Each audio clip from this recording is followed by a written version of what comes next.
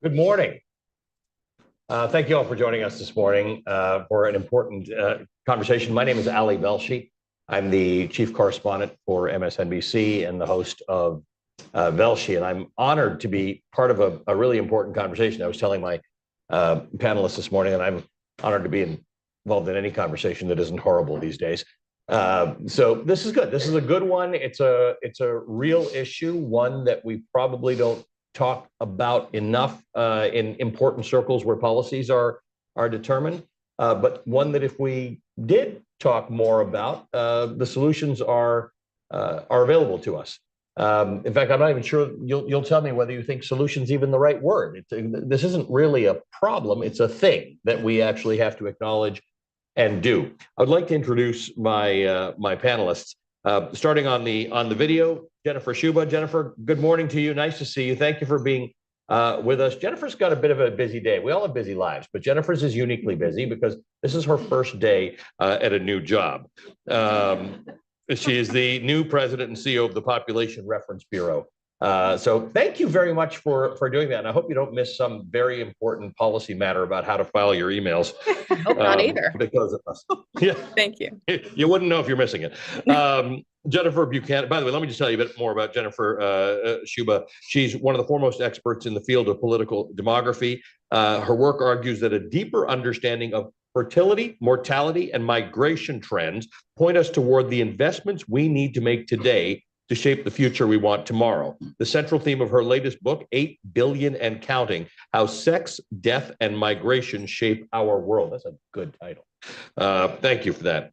Jane Buchanan, here on the stage with me, is a senior advocacy director at HelpAge USA. She's worked as a human rights researcher, trainer, and advocate for over 20 years, including 17 years at Human Rights Watch. She's conducted investigations into human rights abuses in more than 20 countries around the world and has lived and worked in Russia for 5 years. She's advocated with top officials in government and business leaders to push for lasting human rights change, and she's just returned from Ukraine. Thank you for being with us as well. Professor Andrew Scott is next to me. He's the author of The Longevity Imperative, which has just come out, right? Yeah, last week. New book, last week. Very new book. He's a professor of economics at the London Business School, a research fellow at the Center for Economic Policy Research, and a co-founder of the Longevity Forum. His award-winning book, The 100-Year Life, which came out in 2016, is a global bestseller. The Longevity Imperative came out in March. He has a PhD from Oxford. He's previously held positions at Oxford, Harvard, and the London School of Economics. So welcome to all of you. Thank you for being with us. Jennifer, I want to start with you. You, in a recent podcast with the New York Times, said that we're in a global demographic divide with low fertility rates in some places, like the ones we're in right now, and high ones in others, like sub-Saharan Africa. We have a global economic gap that's widening. Tell me how this demographic divide plays into that.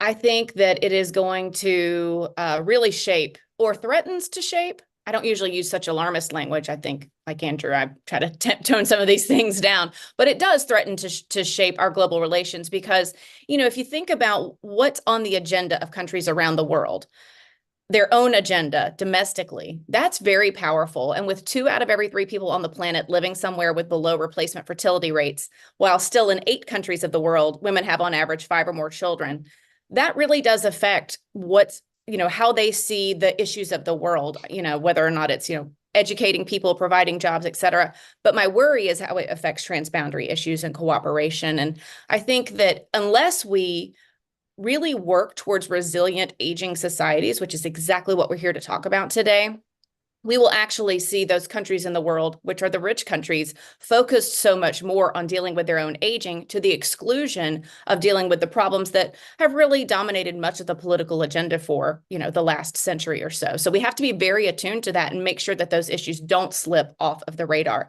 And then, of course, as Jane, I know, will point out to us, there are older people everywhere. So that's an important thing to recognize as well, even though those countries are young and growing. I love when my panelists give me an easy segue to the next person. Thank you for that. Jane, that is a point you actually made. There are older people everywhere. And while that in some way is every country's issue, we do have to think about it in America in terms of our foreign policy. But I didn't really know that before you said that to me 15 minutes ago. So tell me a little bit about what that means. How, in a country that has a deficit of people thinking about foreign policy, because most voters just don't think about this all that much, how do we add this in, and what should we be thinking about? Yeah, well, I think one of the things that maybe people don't realize, so we know that the population of older people will double by 2050 around the world, and 80% of them will live in low and middle income countries. So while population aging was initially, really a trend in high income countries, this is global, and it's going to have impacts really all over the world. And unfortunately, yeah, U.S. foreign policy hasn't grappled with this mega trend at all. So the U.S. we know is committed to equality, accessibility, rights protection around the world. And it's done a lot for a lot of populations and a lot of groups, and taking on major trends like climate change. But there's a clear gap in terms of how the U.S. is responding to global population aging around the world. Neither USAID, so the finance arm of our development policy, the U.S. State Department, none of them have a dedicated policy looking at the rights of older people or population aging, and don't have the expert staff to really in order to grapple with it. And is that deliberate, or has that just happened? It's a clear gap. It's hard to know the motivation. I mean, I think as we were talking about before, I mean, I think ageism is extremely pervasive. There's a sense that that we don't really need to consider older people, that at a certain point you're decrepit, you're frail, and that policy, data policy making is only looking at people up to a certain age. So I think ageism and kind of the dismissal of the rights of older people, as well as their contributions and participation, has a lot of policy impact. Professor Scott, let's talk about this at a very micro level. You graduate from school, you start a job. Traditionally, depending on whether you're in the public service or the private sector, you might work 20 or 25, if you really push it, 30 years, and then you retire. By the time you're 65, you're moving on to something else. You argue that that's got to change from policy levels, from the perspective of employers, and in fact, from the perspective of that individual who I just described. Yeah. So, as economists, I think we get misled by a focus on an aging society. An aging society focuses on a change in the age structure of the population. So for the first time ever in human history, there's more 65-year-olds, over 65-year-olds and under 5-year-olds. And that's important and raises lots of issues that we've just been talking about. As an economist, I'm not sure that's the most interesting issue. I think the real thing, we have to focus on how we create a longevity society. Because the really fundamental thing that's happened is, for the first time ever in human history, the young and middle-aged can expect to become old. And that's always been a minority outcome. We've always had old people, and old people are always young, but it was a minority of the middle-aged or young who would become old. And so we haven't designed the institutions, we haven't designed the social norms to support us not just living for longer, which is what we currently do. Global life expectancy is now over 70. In the US, the Academy of Actuaries says there's a 50% chance of a newborn today living beyond 88. In my country, it's beyond 92. But we've got these long lives. How do you make them healthier for longer? And how do you make them engaged and productive for longer? And the truth is, we underestimate the capacity of older people. We've just been talking about that. But we underestimate the capacity of our own later years. But this is about time. This is about all of life, not just end of life. And so we have to structure a new life course. And that does mean working for longer. If you're going to live for longer, you've got to be more productive for longer. Perhaps AI will solve that problem, but we need more resources to finance a longer life. But to be productive for longer, you've got to be healthier for longer, you've got to be skilled for longer, and you've got to not have ageism in the workplace, you've got to have more flexible forms of work. And in the 20th century, we created a 3-stage life: education, work, retirement. We created teenagers in the 20th century. They didn't exist before the 20th century. You had children who became adults. My father was never a teenager. Literally at 14, he starts work. And then we invent retirement. And we then create this very age-segregated institution. We have a linear career path. None of that is fit for purpose. And what we're doing is trying to stretch that out to cope with longer lives, but not focus on what really matters is how can we keep working for longer? How can we be healthier for longer? Jane, one of the things you described to me earlier was the degree to which some of this is institutional, some of it's us, right? Some of it is the expectations we have of ourselves and what happens when we become 65 or whatever, however you want to describe becoming older. Tell me about that and how we should be thinking about it. Well, this, ageism is sort of one of the, I think, last few acceptable forms of discrimination. And, you see it everywhere, and including in how we talk and think about ourselves, that internalized ageism, that at a certain point, I shouldn't be working anymore, or at a certain point, it's guaranteed that I'm not going to, have the physical or mental capabilities that I used to have, or when I was younger. But we know that, older people are incredibly diverse all over the world. And so I think, in order to really shape any policy change, whether it's domestic or foreign policy, we really need to start grappling with how ageism impacts our societies, how it impacts ourselves. Maybe we stop sending those greeting cards that you're over the hill, or that your life is about Some of those greeting cards are quite creative. There's humor in them, but at the root of it, it probably doesn't do us any favors, right? And it sort of reinforces and I think undermines and real policy change and development, because people sort of are willing to accept, this is how it is. I'm fading. I'm going to be, I'm not going to be relevant to society after a certain age. Jennifer, let's talk about the flip side of this demographic divide in the world. You talked about a lot of countries that have younger populations. Most of them are in Africa and Asia, which means they are going to have larger workforces in coming decades. Tell me, is that a net advantage to them, or how do we think about that? I don't think there's any demographic trend that's inherently good or bad. It's really what you do with it. And so I think there is a tendency, though, of course, to think differently about it, that aging equals bad, as we're here to talk about, and youth sometimes equals bad. As I write about in my book, under some circumstances, they say, oh, look how terrible. Look at this youth bulge. Look how disruptive these people are. And then you can reframe it to say, oh, wow, that's the only place in the world where we're still going to have young people as a huge part of the society, and therefore what an opportunity. And you've even seen some of that reframing go on at the international level with trying to think about youth. So it's what you do with it. We know that good governance matters a ton. So I'm very optimistic about countries that have a large youth population and good governance. I'm not optimistic about countries with a large population and poor governance. And there is plenty of research out there that shows coups, for example.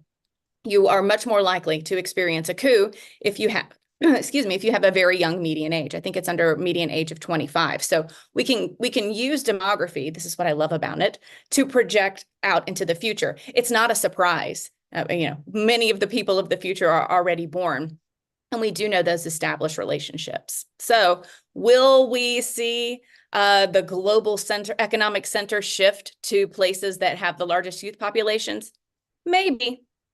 But there's a lot of work that has to go in. It's not automatic.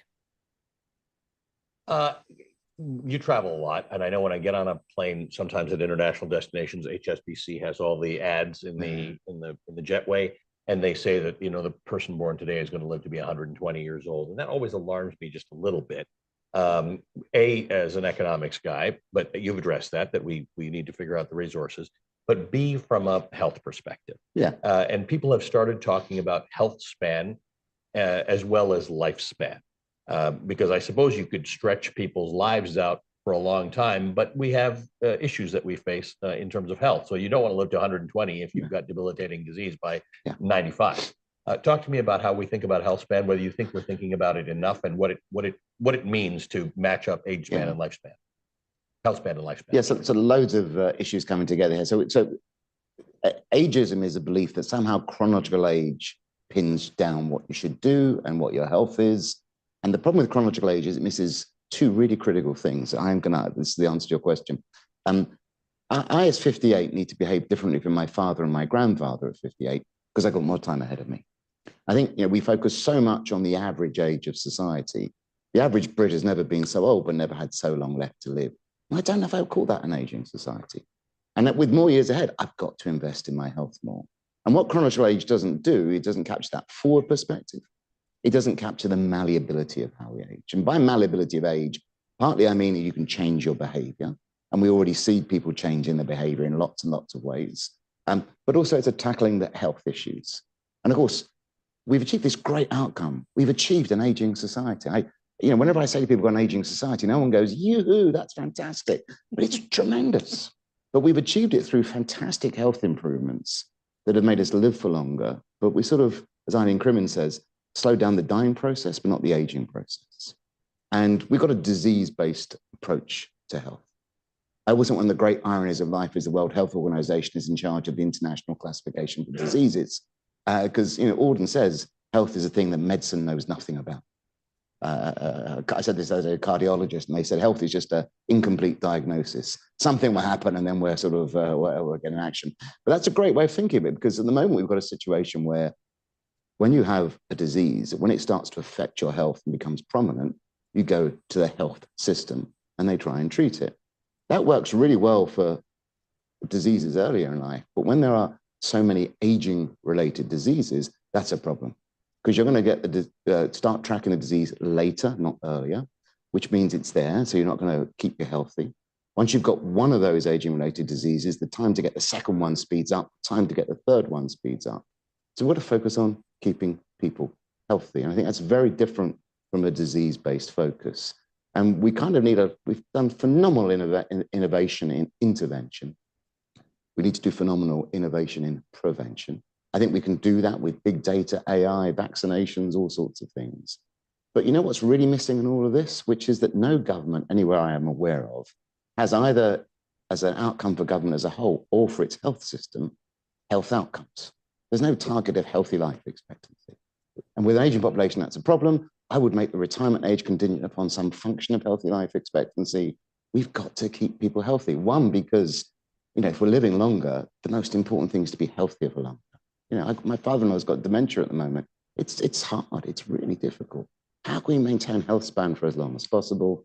That's good for us as a welfare. It's also going to be great for the economy.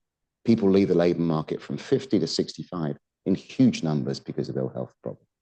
If we can keep them healthy for longer, we'll boost them. So, Jane, people leave between 50 and 65 for a lot of problems, including health, but to your initial point, also because we're trained to believe that's what is supposed to happen, and our companies tell us that's what's supposed to happen. In other words, where does the policy shift come in? We can change all our attitudes about aging, but there's a government and there are corporations that have a view about your expiration date as a worker. How does that change? Forced retirement ages or sort of expectations about when people should retire, that is discriminatory and, really holds people back. It was thought to be an economic imperative for a while, right? That you get people out of the system, you get new people in, but that's also doesn't hold true these days. Obviously what we've been talking about, that's very clear that people need to work longer, that we need to, or if they want to, or that, economic and employment systems need to shift to allow people to have different types of jobs. If people want to keep working and that their wisdom and their experience and their value, is seen as valued as younger people. But I think what you're getting to is just, some of these, a lot of the ways in which older people, are devalued, the human rights violations that happen to older people, at all income levels in countries. So not only employment discrimination, but health systems that aren't equipped to support them or dismiss older people altogether.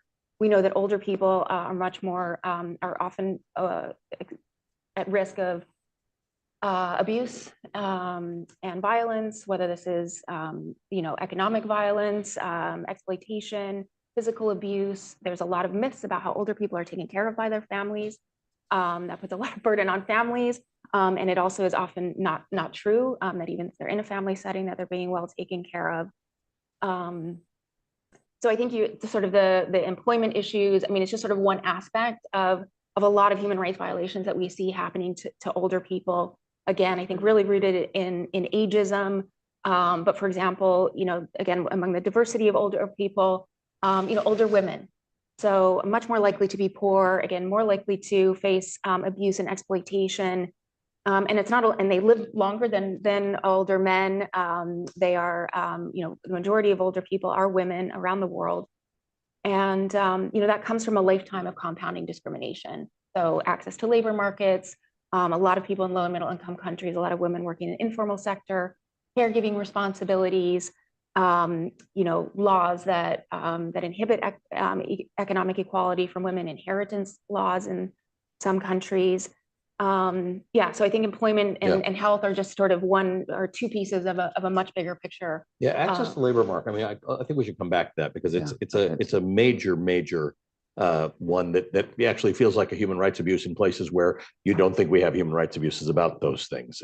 So let's come back to that in a second. I'm bouncing around to a lot of places because there are a lot of issues having to do with this topic. But in a few minutes, like 5 or 6 minutes, I'm going to open it up to you for questions. So think about those if you'd like to ask questions. I think I've got a million myself.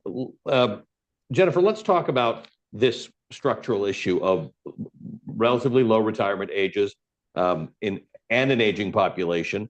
And then I want to bring China into this mix because Andrew and I were talking a little about this in the green room.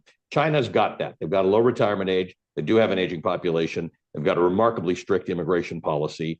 Talk to me about China's situation as one of the most populous places on earth with these trends. I mean, is it helpful to look at China because it's such a big example of the things that we're dealing with? It's not helpful to look at China if we wonder, will the majority of countries follow in that as a path? I think it's really helpful for us to remember that the same trend doesn't look the same in two different places. And in that sense, China is useful. So if we could want to just be really crude and try to have as big of buckets as possible, I find it useful to look at aging in democracies and aging in non-democracies. And it's a really important point because 20 years ago, 25 years ago, when I first started studying this, there were only 3 non-democracies among aged states. Now, a quarter of aged states are non-democracies. And so there's so much that we don't know about what aging looks like, but we can use we can look at some examples to figure this out. I think in a country like China, we have to be careful not to assume that China will follow a path that maybe Western Europe did. It's not the same kind of social welfare state. So I've spent, decades listening to people in national security kind of write off China and Russia for saying, well, aging will bankrupt them.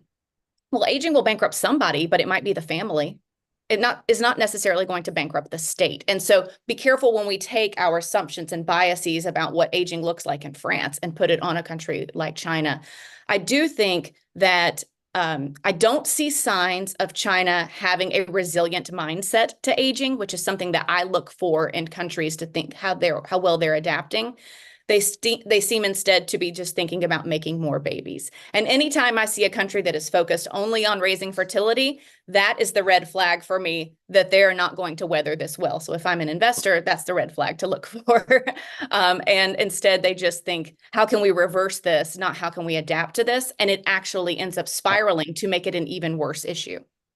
That's interesting. You're nodding your head here. I hadn't thought about that distinction. No, well, I think it's right because first, I'm not sure why you say that, but I think I can have a guess. It's really hard to raise the fertility rate. I also think that one of the challenges we've got, we keep trying to sort of save social security institutions, persuading people to do things they don't want to do. I think people don't want to have many children, and there may be some negative factors behind that, but we've got to adapt our social institutions to support the length of life we have and the type of life we want. And trying to boost fertility rates, I think, is not going to be the way to do it because I don't think you'll succeed. I think in Hungary, they offer, if you are a woman, you have more than 4 children, you don't pay income tax again in your life. And when I say to my students, how do you feel about that? They say, it's not enough. The financial incentives to boost the fertility rate, they're just not going to happen. Yeah, it's just not going to happen. But adapting social institutions is also hard because let's talk about the democracies. I don't know that democracies have an advantage here. In fact, I worry that they have quite a significant disadvantage when it comes to aging. Okay, that's an interesting one. But by the way, the other thing, by the way, I think we've got to think too is that we focus on people, but there's lots of evidence, for instance, in manufacturing that the more aging societies just invest really heavily in robotics. And I think that also has really interesting foreign policy implications. But I think we tend to think of aging as something everyone's happening. But as we've been straying, it really varies from country to country. The speed of the problem, is it manifesting as a fall in the population, change in the age structure, and then how good at you are at aging well, which is, again, an enormous issue. Yeah, one of the things I'm gleaning from all of you is that there's no one size fits all for this. Different people have different problems. Some of them are similar, and many of them are attitudinal shifts, but they emerge. Before I go to questions from the room, I want to ask you, Jane. We do tend to have a sort of a more shared understanding of some of the bigger issues that we face in the world, like climate change or conflict generally. How are you make the point that from our foreign policy perspective in the United States, we should be thinking about how older populations are affected by these things differently and perhaps have different foreign policy approaches. Can you give me some examples of what you're talking about? Sure. Well, I mean, if we take climate change, so the world is aging and it's warming. As the global population ages, many more older people are going to be impacted by the effects of climate change. We already know that heat is, has particular impacts on older people. Part of that is physiological, of course. Certain non-communicable diseases and certain medications make people more susceptible to heat. But more to the point, and we know that in these heat waves that happen in the U.S. and in Europe, Canada, between 80 and 90% of deaths happen among older people. But we can't blame older people, for their physiological, or health requirements. It's how societies are prepared for that population that's going to be increasingly impacted by climate change. And, is information accessible? Can people get to shelters if that's what's available in your country? Is there some kind of proactive effort to get people, what they need in order to stay cool? And we know that, again, with 80% of older people living in low and middle income countries in just over 25 years, those countries are even more susceptible, right, to climate-induced natural disasters, a lot of these impacts.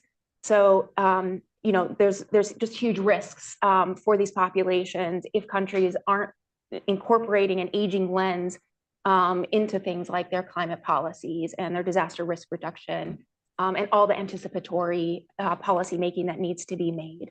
And again, how the US invests in these countries and is trying to support them in issues like climate change, forced displacement. Again, we see with Ukraine,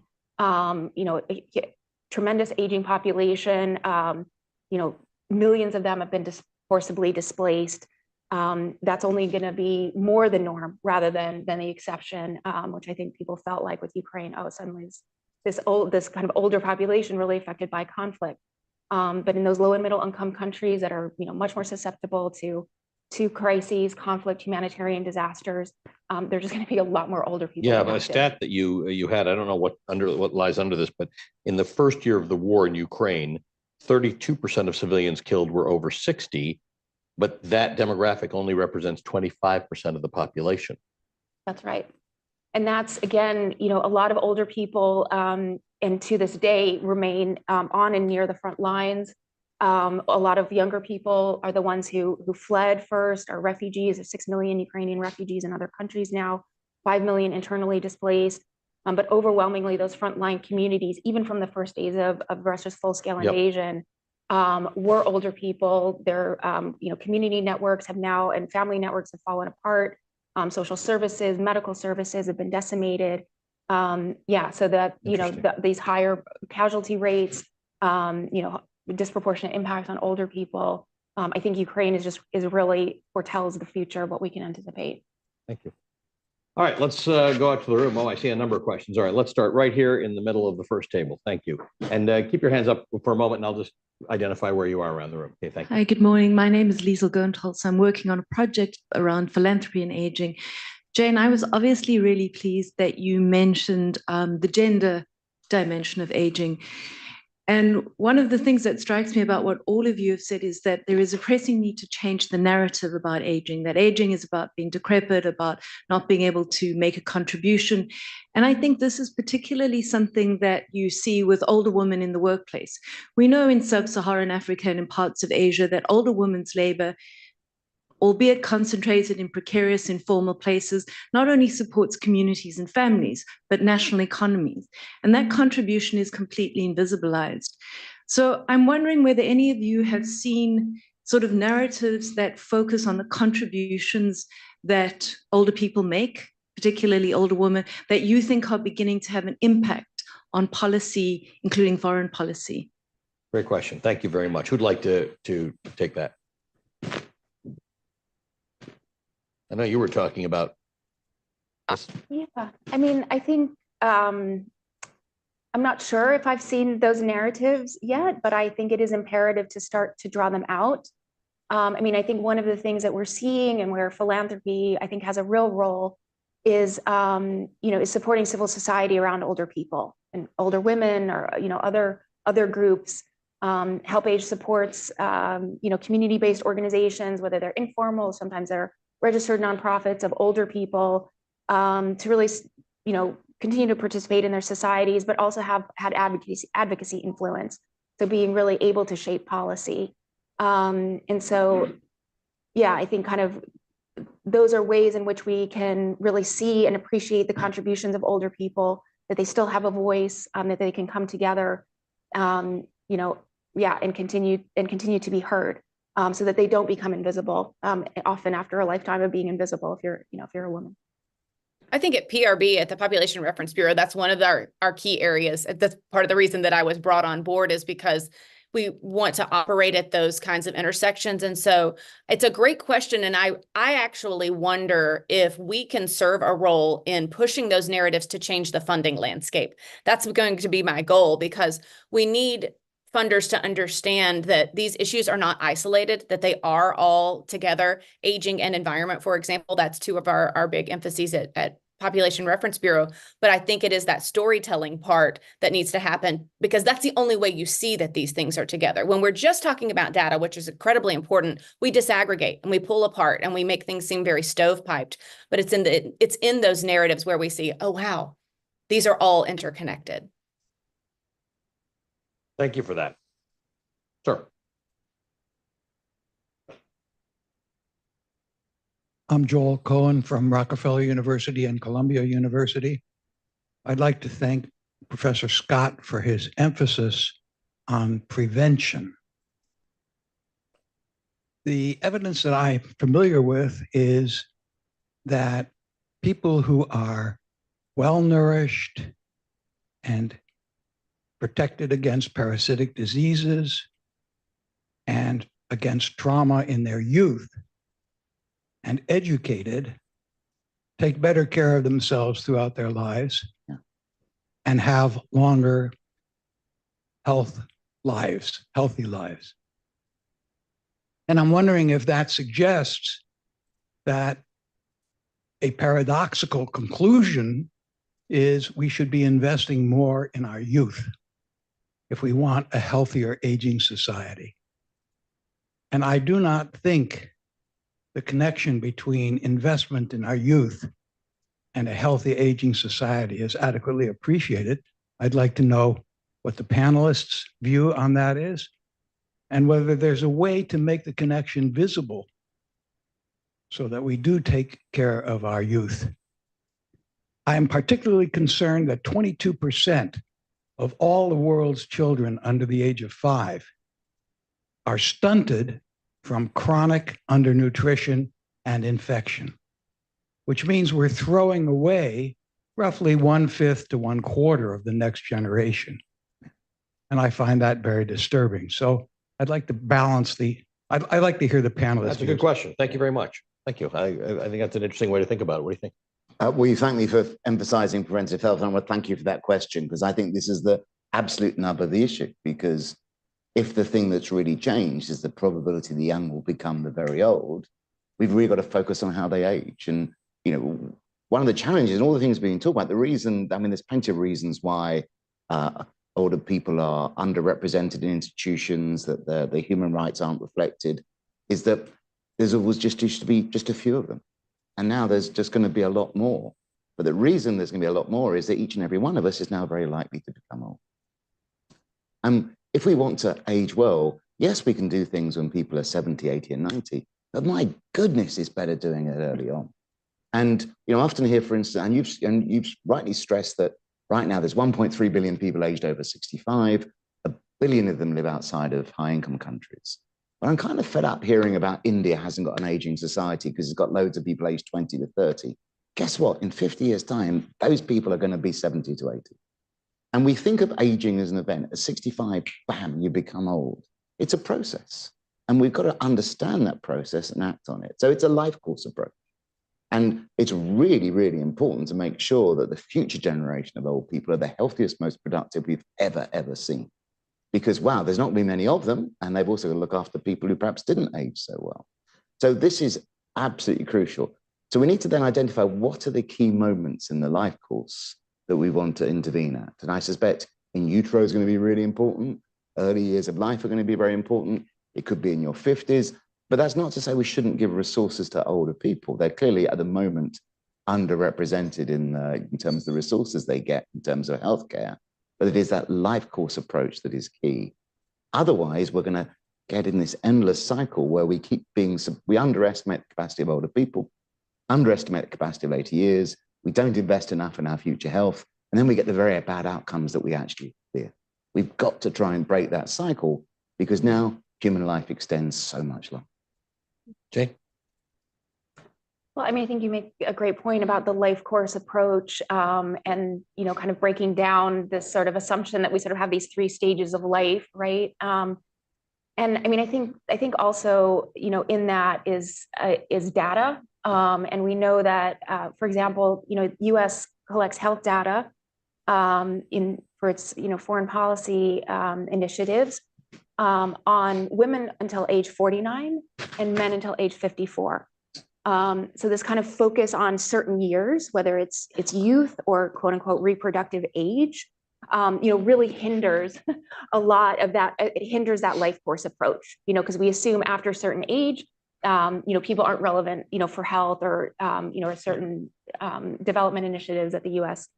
Is trying to promote. So it's breaking down, some of those systems that really just reinforce this idea that, there are these certain stages and that aging is one of them from, a fixed point onward.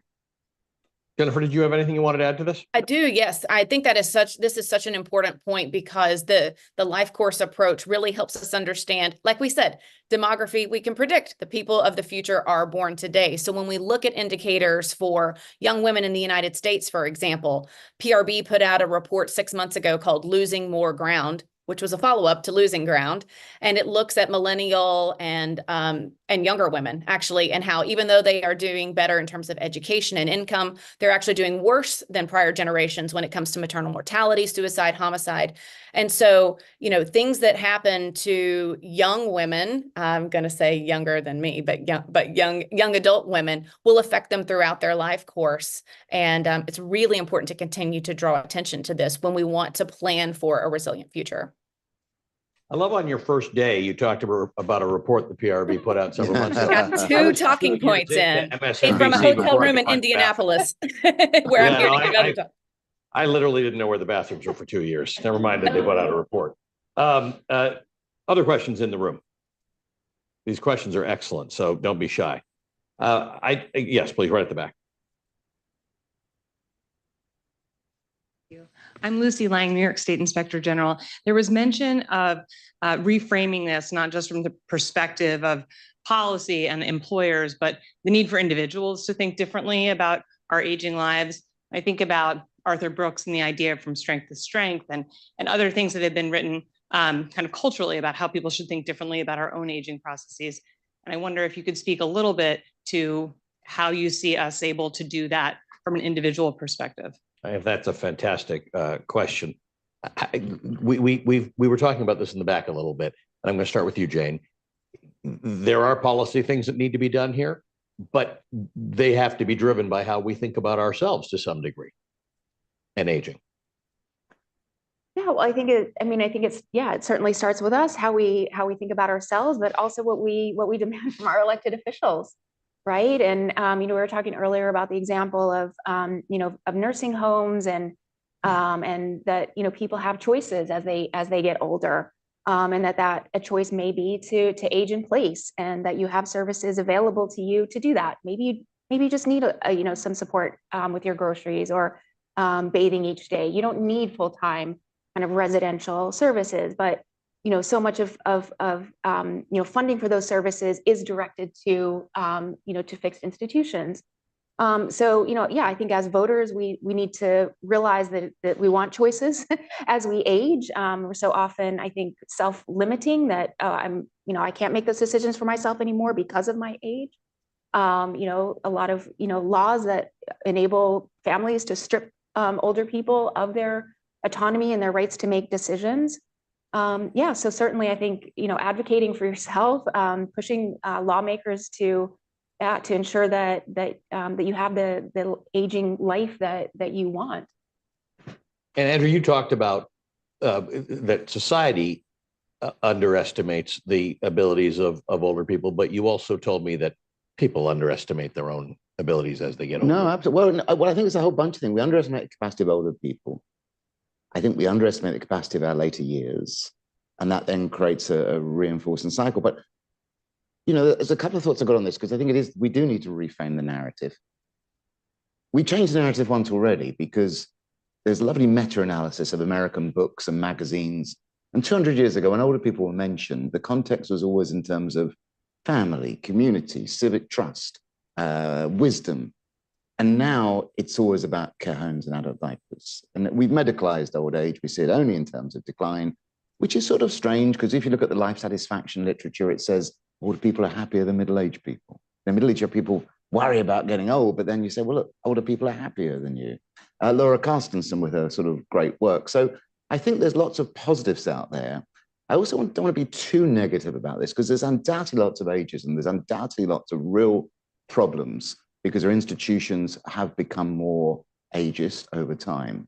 But progress is being made. I think, I always quote the statistic over the last 10 years, 70% of US employment growth has come from workers aged over 50. In my country, it's 75%. That's In wild. Europe, it's 100%. So, the labor market has absorbed lots and lots of older people. And yes, there's ageism. Yes, there's lots and lots of problems. But we're also seeing the narrative slowly change, but I don't think people are aware of it. So let me say one thing very quickly and move on. Debate around the age of the current presidential candidates. I think that's part of the process of how we do the adaptation. Mick Jagger and the Rolling Stones, no one tends to focus on his age. So I think the narrative is beginning to change, but it will take a while. And the problem we've got, I think, is that dreaded word aging, because we go from aging to end of life and to death. And that's a problem, because that's not what it's about. It's about more time. And I think if you can get people to focus on, hey, you've got more time ahead of you, what do you want to do with that time? That then starts to get people engaged. And you kindly mentioned my book, The 100-Year Life, which has sold over 1 million copies.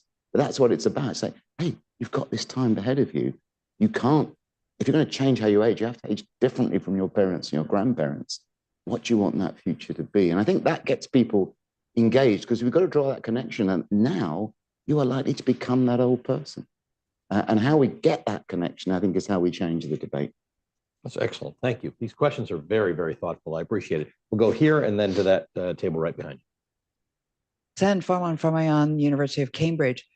I am intrigued by your point that aging and democracy and that correlation, because I wonder if coming also from the United Kingdom, there, and I think many places in the rest of the world, there's the whole element of aging and the social structure. And so many of the young people that we see in the bulging states are part of a social structure where the elderly they have a role. There is a greater sense of respect. They actually don't lose a sense of purpose inside the society. And I wonder if you could speak to that, because perhaps part of the narrative that we need to change, as you say, is just to some degree, Dr. Scott, the the medicalization of age has not been a useful narrative in terms of self-respect. And I think there are parts of the world where that respect is higher, even if the income level or the political freedoms are lower. And so I wonder if you could speak to that. And is there something we might learn from some of that structure? Thank you for that. And would you like to start? I'm going to pass to Dr. All right, go ahead. And I'm also very interested in know what Jennifer mentioned about aging and democracy. I'm very interested to hear. So I think if I think about democracy as a whole, how does democracy work? You want it to be representative and you want it to be inclusive. And I see a lot of negative comment about the age of politicians in the US, in Congress, et cetera. But actually, given the age structure of the US population, the age structure of Congress and Senate is not actually out of line. So it's kind of representative. But you've also got to make sure that institutions are inclusive. And one of the things I find very interesting is in the US, your political leaders are getting older. In Europe, our political leaders are getting younger. And I think we've got to make sure that if we give everyone a voice, we've got to hear everyone and be inclusive. And I think I am worried about, so I can see it a little bit in the labor market. Older people working for longer does not create unemployment amongst the young, but it does change career paths. You've got more people competing for the same jobs. And actually, the labor market's worked pretty well for a lot of older workers. It's not working well for younger people. And so we've got to make sure that we create institutions, if people stay in them for longer, they're not dominant for longer. So there might need to be term limits or more flexible working at the end where you step down from some power. So we've got to make sure that everyone feels that they're involved. So, for instance, should we allow for digital voting to get more younger people to vote more? Do we introduce more term limits in the US so you can't carry on for so long? That's not about age per se, it's just making sure that everyone gets a voice. I think in general, the whole generational conflict story is exaggerated. Because if I look at, first of all, the differences in what generations think are not as stark as people say. And at a personal level, there still seems to be quite a lot of respect for the young towards the old and the old towards the young. Just politically, it's projected to be this bigger tension than I think it actually is. That's an interesting point. Thank you. Jennifer? I agree. I was thinking that this question really seems to me about two things. One is gerontocracy and the one is intergenerational transfers. And so I think to the gerontocracy point, which was the first big political science question I was interested in aging and ended up doing a dissertation on a long time ago, there's the presumption that the size of demographic groups equals their political power. But as someone who focuses on political institutions, we know that that's not the case. And that's why aging looks different in different countries, because the rules of the game are different. It is entirely possible that the rules of the game in some countries will lead them to have a gerontocracy, but I don't think it's the norm. Like you said, I think that we see there's much more alignment among generations on some core issues. And it is not correct for us to assume that just because someone is beyond retirement age, that the only issues they're interested in are those having to do with retirement. Instead, they can be very much interested in issues that affect youth, that affect children. And so again, it's another instance where we have to be careful about our own biases and assumptions on that. And then the other, and I'm not as up on this as I would like to be. So Andrew, you can jump in and correct any of this, but I find the intergenerational transfers model a very intriguing one to try to measure ways in which different generations contribute to the overall social good and economic productivity. This could be things like, how do we think in terms of grandparents providing care 2 days a week for grandchildren? Well, that should be measured and counted for. And I think more data like that, more stories like that will help us understand the value of different generations in society at different points in their own life course. And that two things can be true at once. You could work 3 days a week part-time as a 70-year-old and the other 2 days a week take care of your grandchildren. So how is that counted? It's important to count it. Thank you for that. Ali, if I might, Yes. just since we've been thinking about democracy and, one of the, major tenets of a thriving democracy is the media and a free and independent media and, just how the media shapes a lot of this Yep. thinking. And I think even the word gerontocracy, Yep. if you Google that word, that is a very new word. I I was think this that- many years old when I heard it I think it was for the first time. I wrote it down, Yeah. gerontocracy. Exactly. And so what does that word even say? What does it imply? Is it sort of on par with like autocracy or Right, is that a bad thing? So You so I can't think vote, it's a gerontocracy. yeah, so I think the media has an Yeah. incredible role to I play. think you're 100% right. Everything that you've all said today, I've taken in and said, wow, we don't necessarily think as carefully about that as we should. And I don't mean this to be politically correct or to censor anyone. It's just we use words, Yeah. and they have power and they have impact. And when my viewers hear me use words, it is deemed that those are acceptable words or acceptable ways of describing things. So I don't even know some of the things that you're talking about today, but I will change and I will become better at it. You're 100% right. We form narratives, so we should at least understand them and make choices about that. Thank you for that. Over there at the second table.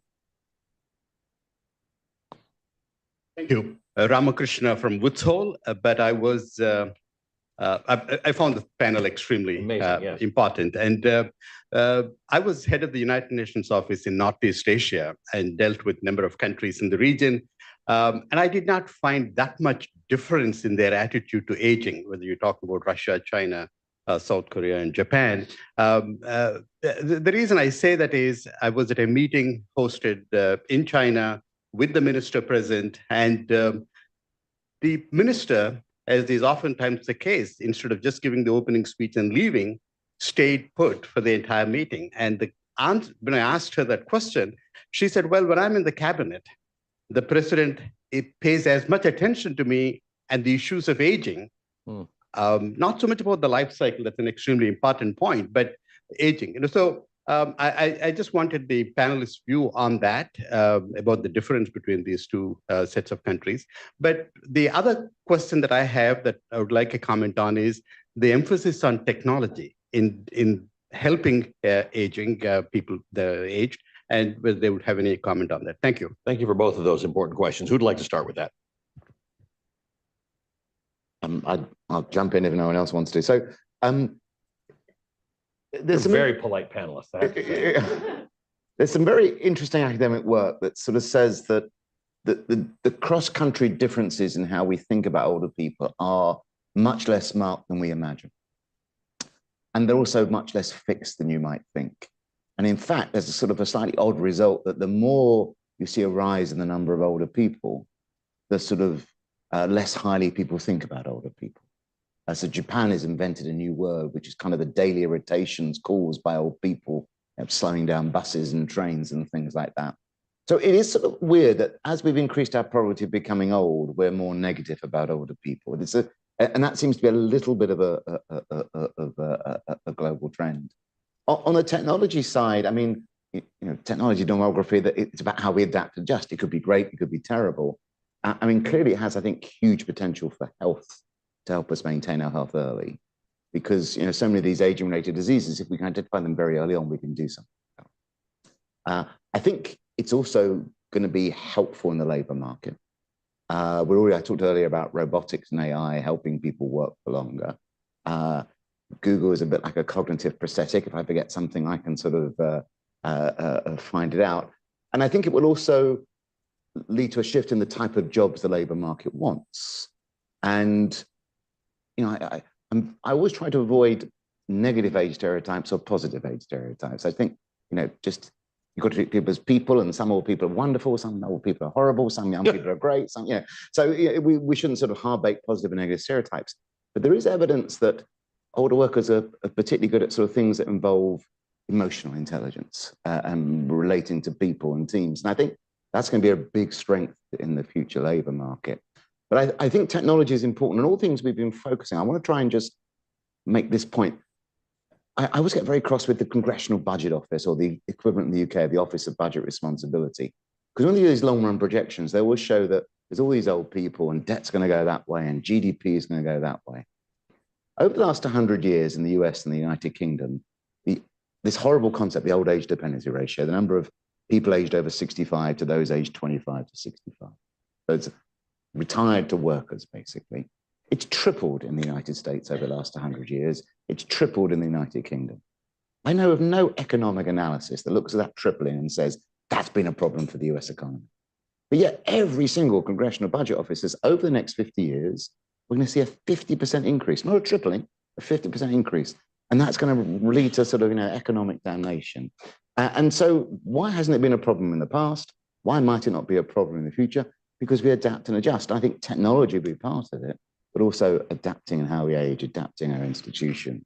And we can predict the demography, but I'm not sure we can predict how we respond to the demography. And that's the most interesting question. Can we do it real quick? Because I'm almost out of time. Sorry. Patricia Patterson, Patterson Investments. I came out of graduate school in 1970, and I think 69, 70, 68 in there was when Gloria Steinem decided to concentrate on her life on women. And we are aging now. I'm 83. And my sense is that the aging population of these women is going to be very different from what went before, just as their lives have been very different and their professional opportunities have been different. But I'd appreciate your view on that. Thank you. Anybody want to touch that? I think you're right. And I will say that I also think hand in hand with aging, I do think a lot about childbearing and fertility, because these things obviously go together. The patterns are really changing for women under age 50. I mean, we know that teen pregnancy is way down. That will affect your option set throughout your life course. Births to women 40 to 45 for first-time mothers are way up. That also, think about what kind of decisions and opportunities they had leading up to age 40 and then how that changes after that. So yes, I believe that is really important, and we need to understand there's still a huge variety of experiences even for younger generations. And one thing I would be remiss in not pointing out, because I do this for every CFR event I participate in, because I've spent most of my career outside of DC and New York, it's just not always the same in other parts of the US. And so I have been the last 16 years, 10-minute drive from Mississippi. This is very different. I've lived in the poorest city in the United States with the highest crime. And so not only do we have these generational issues, but we also have issues in the US in terms of socioeconomic status, race, ethnicity, and even country of origin, citizenship, et cetera. So we have to understand how all of those play into relationships with aging. I feel like you've left us with a lot of reading to do and a lot of learning. What a remarkable full conversation this has been, although one that could go on for many more hours. I thank you for those of you who participated, and I know I didn't get to a couple of people, so I'm sorry about that. Thank you to my great panelists, to Jane, to Andrew, and Jennifer for speaking to us today. The video transcript of this session is going to be posted on CFR's website.